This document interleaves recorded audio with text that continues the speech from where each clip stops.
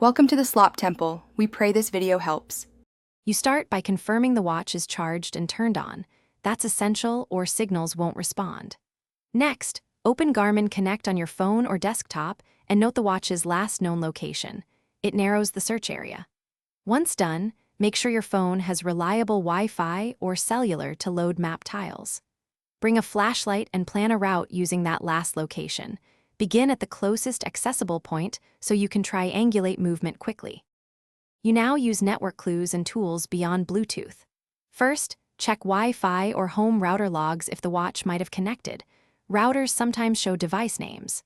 Then, from Garmin Connect, send a Find My Device alert or enable lost mode so the watch vibrates or displays contact info. This works when the watch later connects to the internet.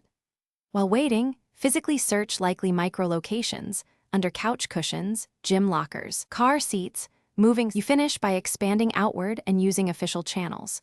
Call or visit locations you recently visited and ask staff to check lost and found. Provide the watch model and serial number. Keep Garmin Connect open and refresh periodically so any new connection updates appear. When it updates, move directly toward that position.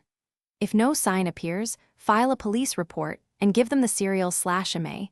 This helps in theft cases. Troubleshooting tip: if locations never update, verify the watch's firmware and account link once recovered to prevent future disconnections.